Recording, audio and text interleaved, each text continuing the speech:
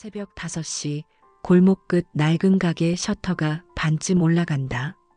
설이 낀 겨울 공기 속으로 김이 피어오르고 한 여인의 손등에는 세월의 흔적이 깊게 새겨져 있다. 이 이야기는 한 소년에 관한 것이다.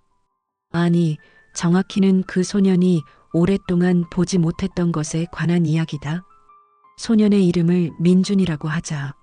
민준은 늘 불평했다. 왜 우리 집만 없을까? 왜 우리 집만 좁을까? 왜 엄마는 항상 늦게 들어올까? 교실의 급식 시간. 아이들이 떠들며 자리에 앉을 때 민주는 창밖만 바라본다. 급식비 미납자 명단이 게시판에 붙던 날 그는 복도 끝까지 달려가 숨었다. 엄마는 그날도 괜찮아라고 말했다. 하지만 민주는 괜찮지 않았다. 밤마다 야간 청소를 나가는 엄마의 손을 그는 자꾸 뿌리쳤다. 비 오는 어느 저녁, 좁은 원룸 부엌의 작은 탁자 위에 라면 한 그릇이 놓인다. 엄마가 달걀 하나를 반으로 갈라 민준의 그릇에 올린다. 그리고 웃는다. 민준은 그 반쪽이 미웠다. 왜 우리에겐 늘 반쪽뿐인지, 왜 온전한 것은 한 번도 없는지. 그는 몰랐다. 엄마가 남긴 반쪽이 그가 몰랐던 전부였다는 것을. 세상은 민준에게 잔인했고 민준은 그 잔인함을 엄마에게 돌렸다. 부끄러움은 분노가 되었고 분노는 거리가 되었다. 민준은 깨달았다. 민준은 고등학교 3학년이 되었다. 대학 수시 결과가 나왔다. 불합격. 그날 밤 엄마와 크게 다퉜다. 왜 나만 이래야 해? 왜 우리 집만? 문을 쾅 닫고 방에 들어간 민준. 분노와 자괴감 사이에서 그는 배가 고팠다. 부엌으로 나가 라면 박스를 뒤진다. 편의점 야간 알바로 모은 돈으로 산 것도 아니고 엄마가 어디선가 얻어온 라면들이었다. 한 봉지를 꺼내는 순간 무언가가 바닥에 떨어졌다. 작고 구겨진 종이 한 장. 손이 떨렸다. 펼쳐진 종이에는 연필로 눌러 쓴 글씨가 있었다. 사장님, 유통 지나가는 라면 버리지 마세요. 부탁드려요. 집에 아이가 있어요. 임수연 들인 민준의 심장이 쿵 하고 내려앉았다. 엄마가 이걸? 기억이 퍼즐처럼 맞춰지기 시작했다. 엄마가 일하던 마트, 늦은 밤 창고 정리, 유통기한 임박 상품 처리. 그 사이에서 엄마는 자존심을 접고 무릎을 굽히고 작은 종이 쪽지를 남겼던 것이다. 민준이 불평하며 먹던 라면. 민준이 왜 이것뿐이냐며 투덜대던 그 라면. 그것은 엄마가 세상 앞에 고개 숙여 얻어낸 것이었다. 방바닥에 주저앉은 민준. 손에 든 쪽지가 흐려졌다. 눈물인지 빗방울인지 구분이 가지 않았다. 그날 이후 민준은 엄마를 다르게 보기 시작했다. 아니, 처음으로 보기 시작했다. 새벽 버스 창가에 기댄 엄마. 손등에 빨래 자국. 하얀 세제 거품이 피부 틈새에 말라붙어 있었다. 남의 집 빨래를 하고 온 것이다. 학교 상담실 앞에서 고개를 숙인 엄마. 민준의 장학금 신청을 위해 찾아갔지만 서류가 부족하다는 말에 또다시 허리를 굽혔다. 한 번만 더 기회를 주세요. 동사무소 복지창구. 긴 복도 끝에서 망설이던 뒷모습. 들어갔다 나왔다를 3번 반복하다가 결국 발길을 돌렸다. 자존심이었을까? 부끄러움이었을까? 민주는 그 이유를 이제야 조금 알 것 같았다. 엄마는 세상 앞에 고개 숙였지만 민준 앞에서는 언제나 등을 펴고 서 있었다. 어느 겨울밤 민주는 우연히 엄마와 같은 버스를 탔다. 뒷좌석에 숨어 앉아 엄마를 지켜봤다. 시장통 포장마차 앞에서 주머니를 뒤지는 엄마. 1,000원짜리 3장을 세고 어묵 하나를 샀다. 김이 오르는 어묵을 천천히 씹으며 눈을 감았다. 민주는 차창 너머로 고개를 돌렸다. 엄마는 내릴 때까지 민준을 보지 못했다. 집에 돌아온 엄마는 빈손으로 부엌에 서서 냉장고에서 달걀 하나를 꺼냈다. 그리고 또 반쪽을 민준의 그릇에 올려두었다. 민준은 깨달았다. 엄마의 세계에서 자신은 항상 온전한 쪽이었다는 것을. 반쪽을 먹은 사람은 엄마였다. 민준은 그 쪽지를 책상 서랍 깊은 곳에 넣어두었다. 하지만 매일 밤 그것을 꺼내 읽었다. 사장님, 저는 자꾸 미안해집니다. 그래도 아이가 밥을 먹으면 저는 배가 부릅니다. 언젠가 제 아이가 날 욕하지 않고 제가 웃던 이유를 알아줬으면 합니다. 욕하지 않고 웃던 이유를 민주는 그제야 기억했다. 엄마가 반쪽 달걀을 올려줄 때마다 지었던 그 미소. 그것은 미안함이 아니라 행복이었다. 민준이 먹는 모습을 보는 것이 엄마에게는 배부름이었다. 민준은 알바를 하나 더 늘렸다. 새벽 배달, 주말 주차 관리, 편의점 야간. 몸은 힘들었지만 이제는 이유가 있었다. 한 달 후 월급을 받은 날, 민주는 마트에서 달걀 한 판을 샀다. 그리고 저녁 엄마보다 먼저 집에 들어가 냄비에 물을 올렸다. 라면을 끓였다. 달걀 2개를 넣었다. 엄마 그릇에 2개를 모두 올렸다. 문이 열리고 엄마가 들어왔다. 어머, 이게 뭐야? 먹어요. 왜 이렇게 많이?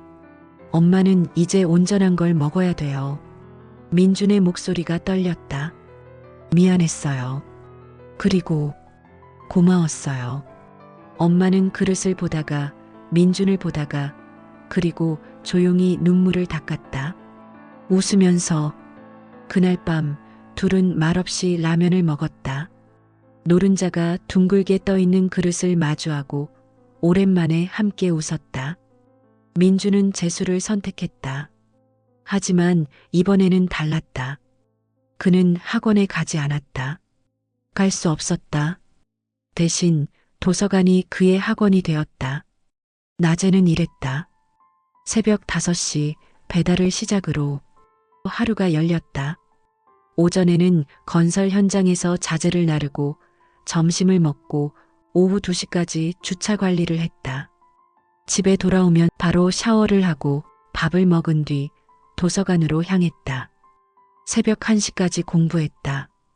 수학 문제집, 영어 단어장, 한국사 노트 모두 도서관에서 빌린 것이거나 온라인 무료 강의로 독학한 내용이었다. 집에 돌아오면 새벽 2시 엄마는 늘 깨어 있었다. 왜 안 자고 기다려요? 그냥 내가 들어오는 소리를 들어야 잠이 와. 민주는 더 이상 왜 우리만이라고 묻지 않았다. 대신 물었다. 엄마는 왜 나한테 공부하라고 안 해요? 엄마가 웃었다. 내가 하고 싶은 거 하면 되지. 엄마는 내가 행복하면 돼. 하지만 민주는 알았다. 엄마가 원하는 것은 민준이 이 가난에서 벗어나는 것이었다. 그리고 그것이 민준이 원하는 것이기도 했다. 1년이 지났다. 수능일 아침 엄마가 민준의 손에 따뜻한 찰떡을 쥐어주었다. 어디서 났어요? 그냥 준비했어. 민준은 알았다. 엄마가 또 어디선가 머리를 숙였을 것이다. 하지만 이번에는 분노가 아니라 감사가 밀려왔다. 시험을 보고 나오는 길, 민주는 결심했다. 이번이 마지막 기회다. 엄마의 반쪽 인생을 이제는 내가 온전하게 만들어야 한다. 결과는 12월에 나왔다. 서울대학교 경영학과 수석 합격. 엄마는 전화를 받고 바닥에 주저앉아 울었다. 민준도 울었다. 도서관 앞 벤치에서 핸드폰을 귀에 댄 채로 엄마, 우리 해냈어요. 그래, 우리 아들. 우리 아들. 엄마의 목소리는 떨렸지만 그 안에는 자랑스러움이 가득했다. 서울대 입학. 하지만 민준의 싸움은 끝나지 않았다. 등록금, 생활비, 책값. 모든 것이 산처럼 쌓여 있었다. 민주는 엄마에게 말했다. 휴학할게요. 1년 일하고 복학할게요. 엄마는 고개를 저었다. 안 돼. 넌 공부해야 해. 엄마가 있잖아.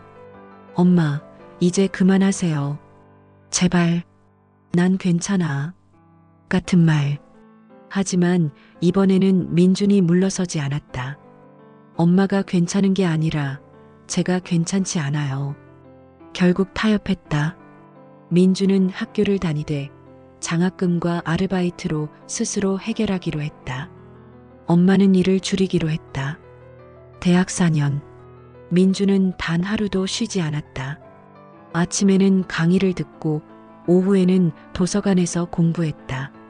저녁부터 새벽까지는 편의점, 과외, 행사 스태프로 일했다. 학점은 4.5만 점을 유지했다. 3학년 겨울 교수님이 민준을 불렀다. 정부 장학생으로 추천하고 싶은데 미국 유학 관심 있나? 민준의 심장이 뛰었다. 하지만 곧 엄마 생각이 떠올랐다. 가고 싶지만 엄마가 계셔서요. 전액 장학금이야. 생활비까지 지원돼. 그리고 내 엄마는 내가 가길 원할 거야. 집에 돌아가 엄마에게 말했다. 엄마는 잠시 멍하니 민준을 보다가 웃었다. 가. 엄마는 괜찮아. 이번에는 민준이 그 말을 믿을 수 있었다. 정말로 이제는 괜찮아질 것 같았다. 스탠퍼드 대학교 MBA, 전액 국비 장학금. 출국 전날 밤 민준은 엄마와 마지막 라면을 끓였다. 2그릇 모두에 달걀을 2개씩 넣었다. 그리고 말했다. 엄마, 제가 돌아오면 큰 집 사드릴게요. 엄마가 쉴 수 있는 집. 큰 집은 무슨. 우리 둘이 사는데. 그래도요. 엄마 방에는 큰 침대 놓고 거실에는 소파도 놓고. 엄마가 민준의 머리를 쓰다듬었다. 그래, 그럼 엄마는 뭐해? 쉬어요. 그냥 쉬세요.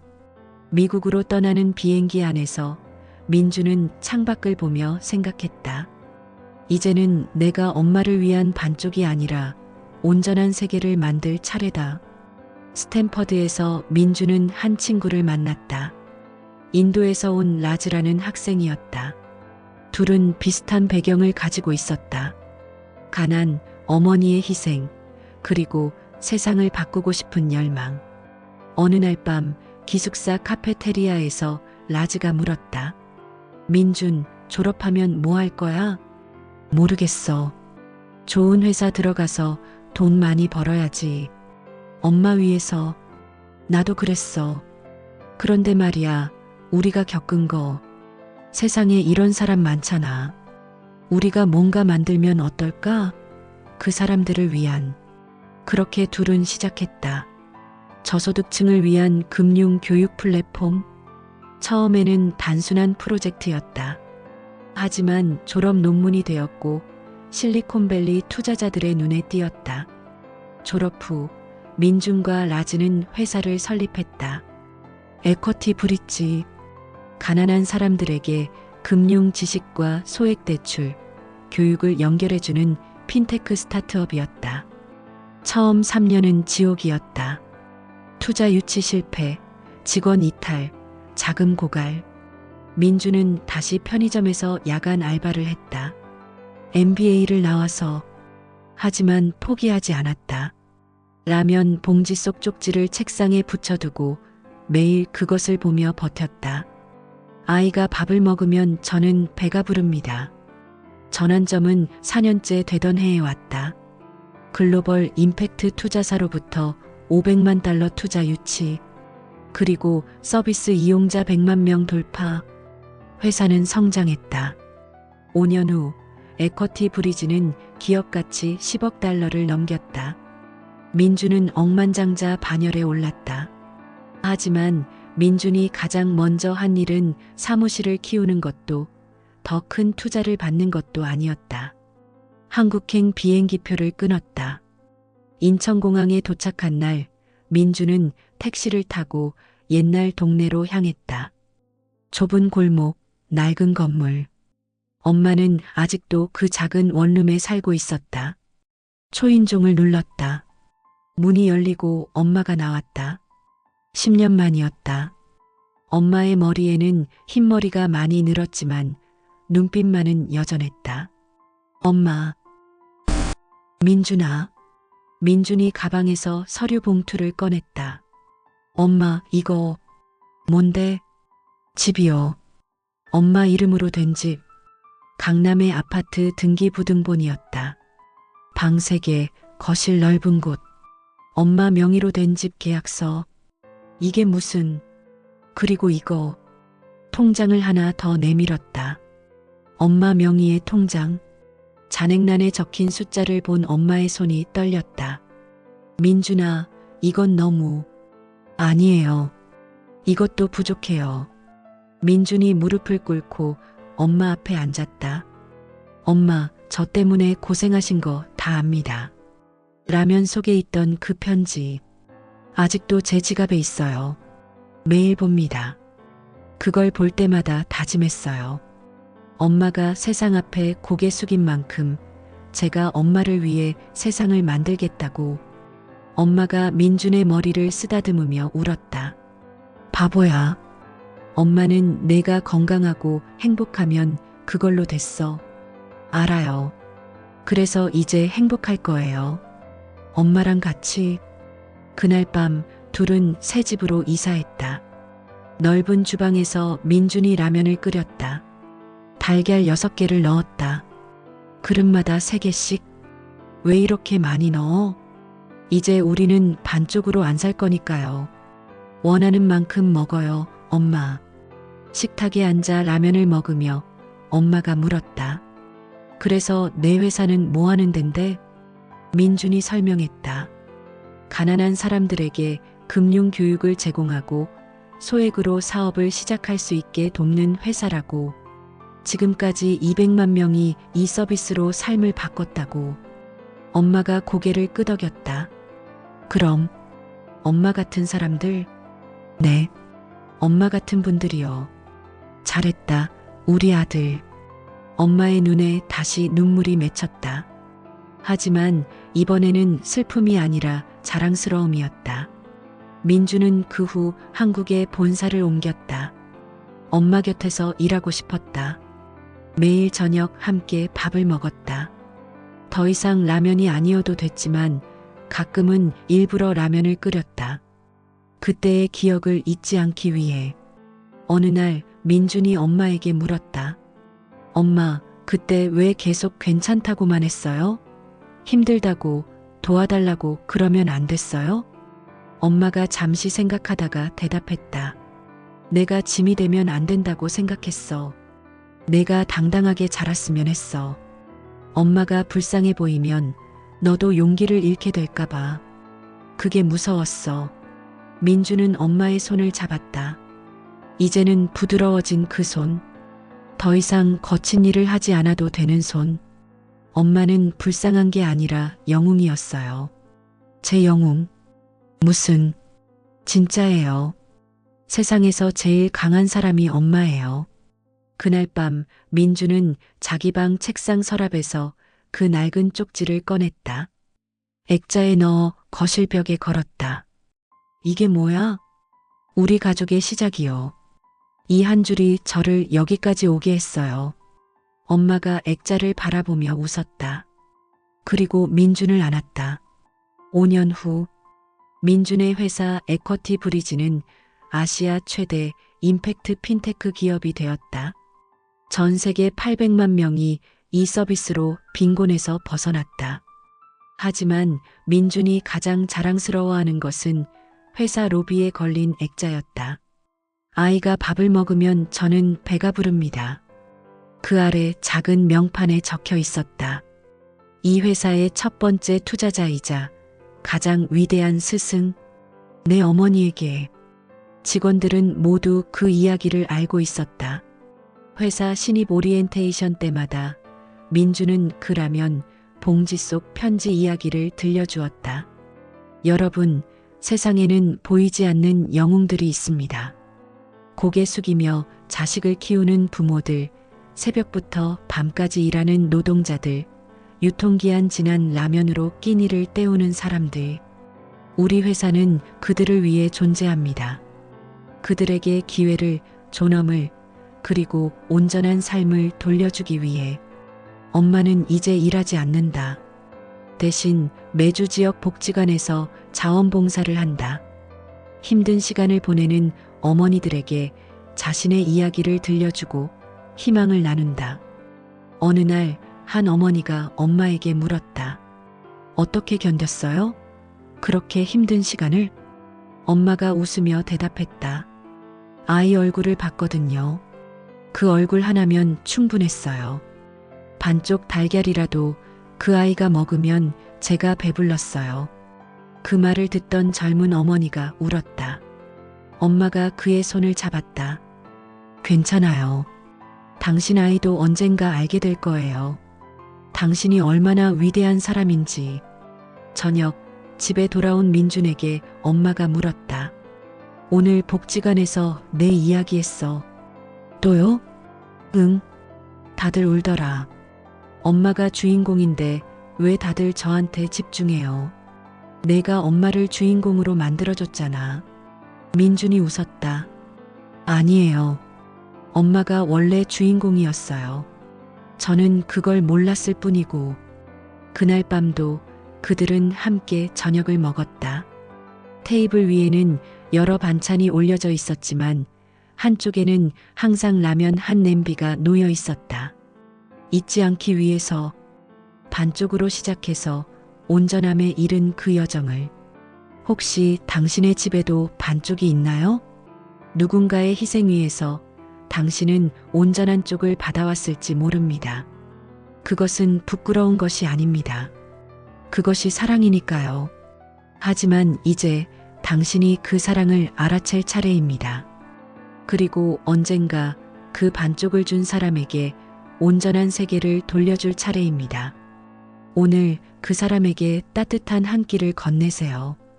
그리고 말하세요. 고마웠어요. 이제 제 차례예요. 그것이 세상에서 가장 온전한 사랑입니다. 오늘의 이야기가 가슴에 와닿았다면 좋아요와 구독 부탁드립니다.